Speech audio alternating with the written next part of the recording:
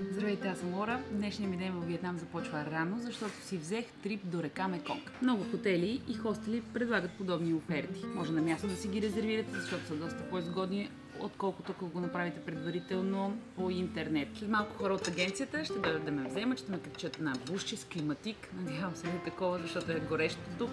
И ще пътуваме 2 часа и половина до мястото. След това разглеждаме и ще ви покажа в детайли всичко.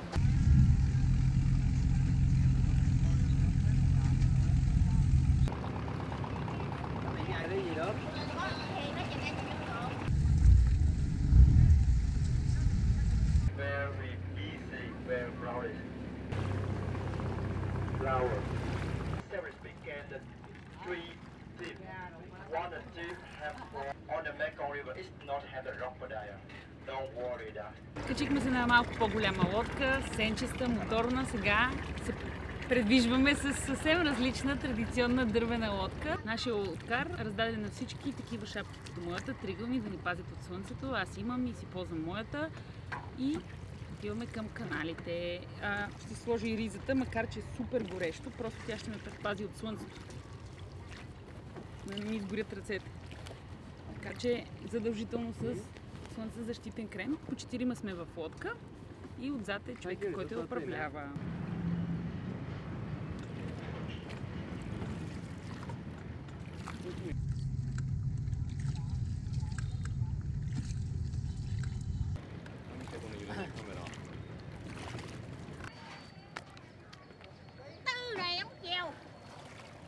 Точно тази част на каналите виждах на различни оферти за екскурзии до тук.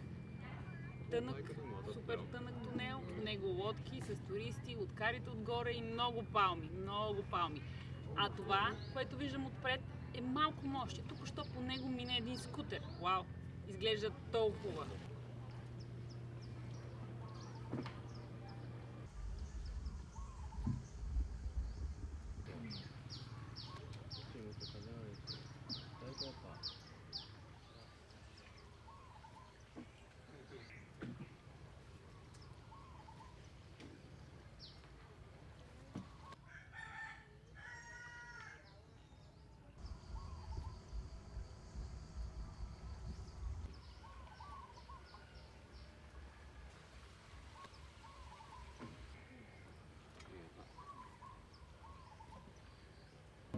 До тук е много релаксиращо и приятно.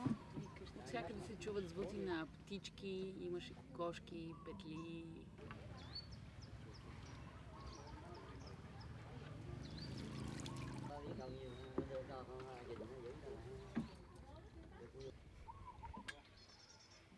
Sáng ngồi vô giật lái vô, mạnh vô thì nó quay ra chứ có gì đâu mà hơi lái. Разходката с тази лодка беше лежерна и сравнително кратка, около 15 минути, но пък какво повече има да правим в тази вода? Видяхме как са се предвижвали в миналото хората. Сега отново се качаме на моторната лодка и ще видим какво предстои.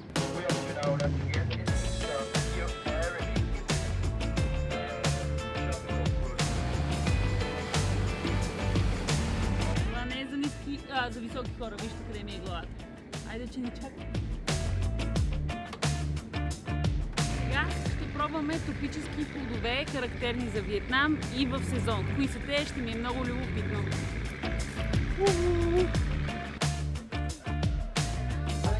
Така изглежда джакфрута.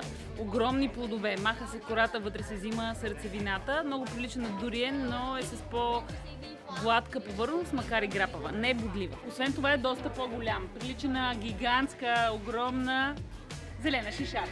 Ще опитаме глава, ще има малки бананчета, диня, джакфрут и ананас. Някои от тях съм ги пробвала, само джакфрут и глава не съм. А главата я хапват с сол и чили. Казва да си потопим зимно това парче и топвам в солта.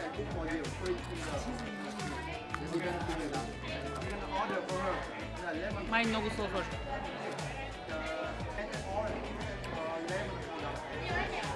Хрупкаво е, не е прекалено сочно. Сякаш не е плод. Накрая се усеща нещо като от ябълка, по-хлебна. Не е супер сочно. но е много освежаващо, много приятно с солта и чилито. Сега е време за джакфрута. Видях го как изглежда отвън, виждала съм го по пазарите, но не съм си взимала до сега. Много е крехко.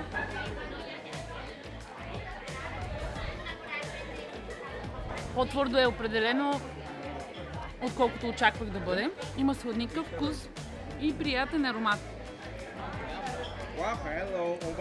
Не е крехко, не е хрупкаво, не е студено. Ако беше студено, може би ще да ми хареса повече. Взимам си още едно парче, май има достатъчно за всички, по-на бързо, докато не ме гледат.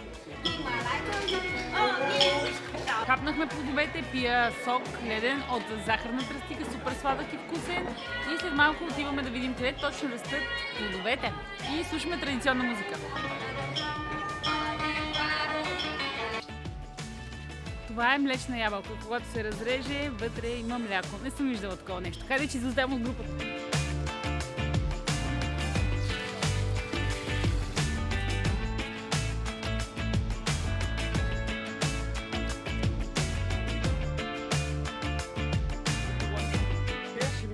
Филипински лайм, е портокал. Не очаквах да има такъв зелен цвят, особено когато плодът е голям. А отзад има глава и понеже е нападната от вредители, се опакова в тези пластмасови неща, за да се предпазят вредители. You see the milk came out in my hand. You see now. Oh, you see? Okay? The milk come out. The milk very sweet. Сега ще пробвам млечната ябълка, разряза я и наистина потича като... Виждали си? Оп, ще взема лъжичка. В средата има като костилки, нещо като костилки. И... Наистина е много сладко. Все едно ям хлебен пудинг, но е плод. Има мека консистенция и е доста сладко. След като се хапна този плод, после става едно лепкаво в устата и се взима листо. Си избършиш, вече няма лепка. Най-впечатляващ е джакфрута за мен, тъй като това е най-големият плод в света, който расте на дърво. Така изглежда пък цветовете на дориена. След 2 месеца от тях ще излязат плодове.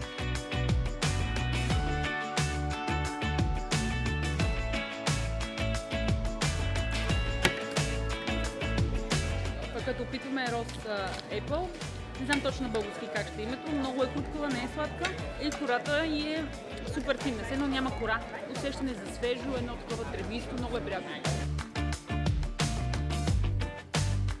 Това растение са го взели от водата, то си гирее там, събират ги тези неща, сушат ги няколко дни на слънце, 3-4, докато излезе влагата от тях, доста са месести и след това плетат кошнички и други неща от тях.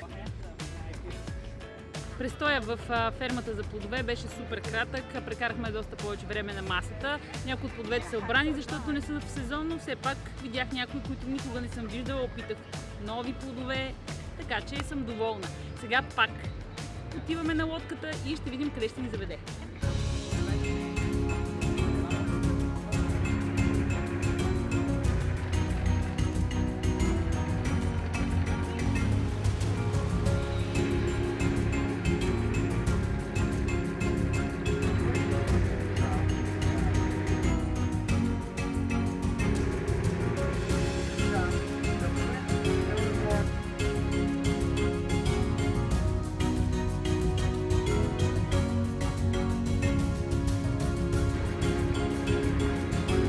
Когато са построили моста, под който минаваме с лодката в момента, флотинг маркета е изчезнал. Той е само тук за туристи. Цялата търговия става вече по суша.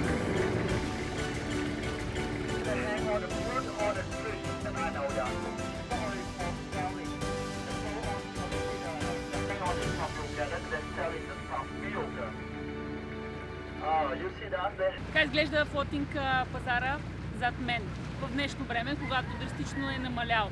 Лодките все още са си тук, има и търговци и местни, които си купуват. А как се разбира точно каква стока предлагат на лодката? Измислили са нещо много хитро. Забучват примерно някакъв плод, ако продават ананаси, и така всеки купувач може да се ориентира какво точно се предлага на тази лодка. Освен че от тези лодки хората продават своята реколта, те живеят в тях.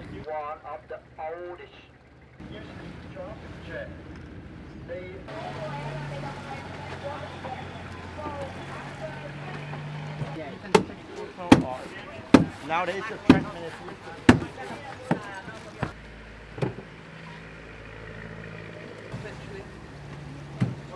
Вече съм на лодката, мирише много добре на екзотични плодове. Пред мен с мъчето човекът цепи кокосови орехи. Ще пием студена кокосова вода, за да се разхладим от тази жега. Наистина е много горещо.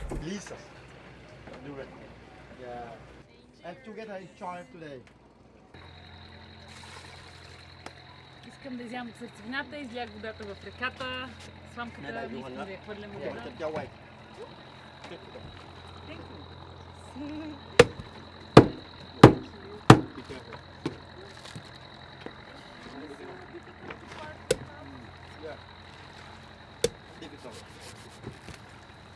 Because in my country I buy sometimes, but dry coconut, not fresh, dark dry, so to eat the flesh. Yeah. It's not so I know that. nice. Yes, the texture.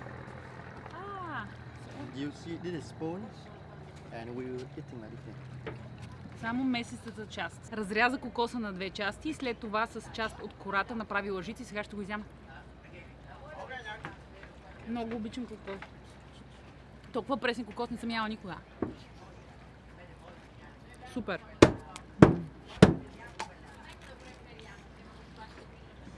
Много добър.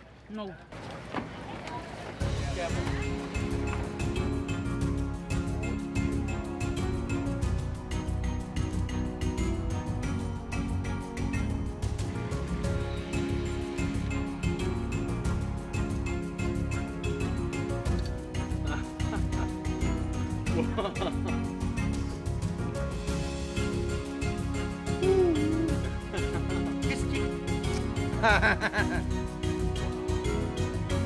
This is snake water.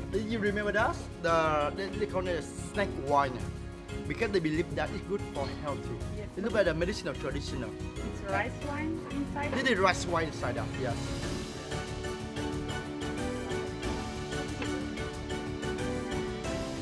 And whatever Това everybody. е оризово вино, в Yeah. което има змия. Това е супер популярно нещо в Виетнам. Аз мисля, че е само за туристи, но той казва, че и виетнамци си го пият.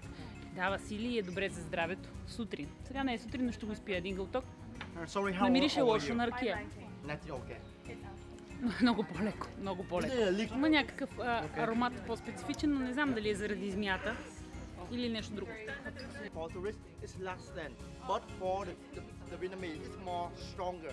Питах го това змийско вино, направих пинчето, чекнах се. Оказа се, че не съм била права, питах нашия гид. Смятах, че това е само за туристите забавление, но той каза, че всеки виетнамец има в къщата си от това вино, само че е доста по-силно, около 40 градуса. Това е за туристи и е 10. Змиите ги отглеждат в съседство в една ферма и ги използват за тази цел. Това са останките от почистения ориз, ползват го за гориво.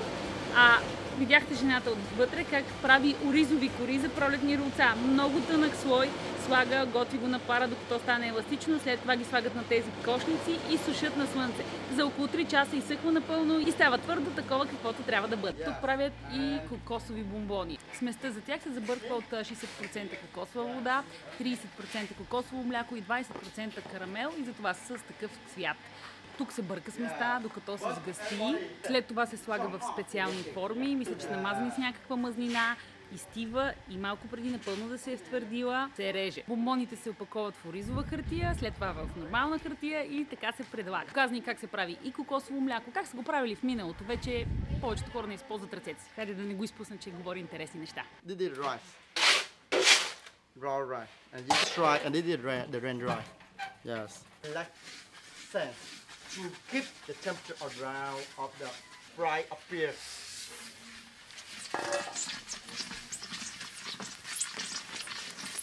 Still turn around and look at it. 1, 2, and 3.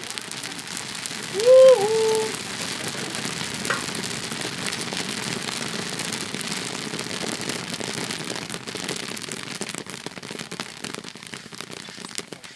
You still smell? They take off the rice, pull down. Yeah. You coming? Yeah. Така се правят пуканките от ориз. Много са вкусни. Много. Съд, който е силно загрят, вътре има черен пясък, за да поддържа температурата. Слага зърната ориз и бърка. За много време станаха пуканки. След това ги пресява, за да върне отново пясъка в съда. След това още един път ги пресява. Всъщност това го направих аз, както видяхте, за да останат само белите парченца. Това са пак оризови пуканки, но с различни аромати. Първо беше с захар, сега ще опитам с канела, тук с 3 парчета. Много са леки, въздушни, съвсем сладко, съвсем леко сладят. О, тук има и фъстък май. Мисля, че почти всеки е опитал такова нещо, доста са популярни и у нас, има ги в магазините, във формата на крекери, най-често са кръгли. It's making for clean your body and with strong smell. It's Много made with приятно the мирише. 100% from the nature, so very good for 100% healthy. натурално, много е здравословен и наистина почиства добре тялото. Между другото, наистина мирише много добре. Това е кокосов сапун, и нормалния, който е без черни. This is the normal soup. Yeah. Взех черен сапун, той почиства много добре тялото и така, доволна съм. Струва 60 000. Взех и друго нещо. Това е вече опаковано, но всъщност представлява малка бутилчица оризово вино с змия. Сега ще ви го покажа. Взех го като специален подарък за режисьора на Бон апетит Бойко Боянов. Той обича тези екстравагантни напитки. Всъщност да много го опита, защото вина му е стряскащ и да много нямам проблеми на митницата, че внасям виетнамска змия. Няма да казвам цената каква е, защото е за подарък.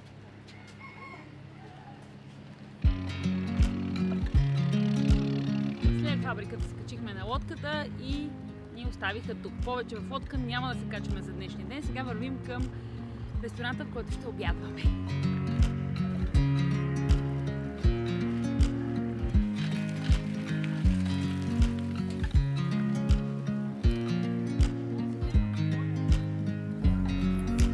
Ще ядем като основно ястие тилапия. В България се предлага само замразена, не съм голям фен на тази риба, но тук е прясно ловена, цяла и сервират по много атрактивен начин.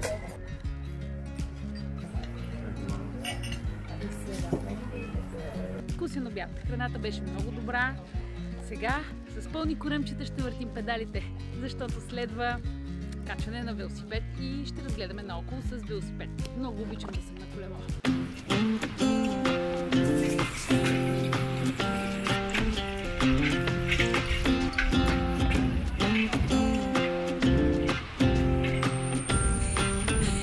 Шапката ми пада, но с едната ръка държа GoPro-то, а с другата управлявам и то с лявата.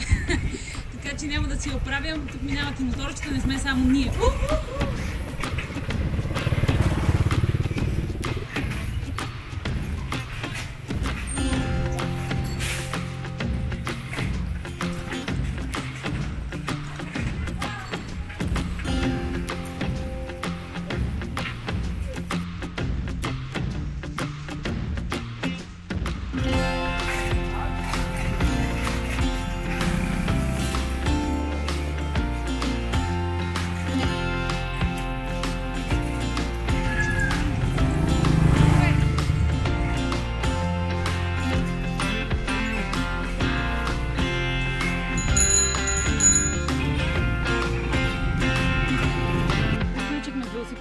За 10 минути обиколихме около реката, наистина е супер як. Сега ще влезем в тази стара къща, изградена е през 1931.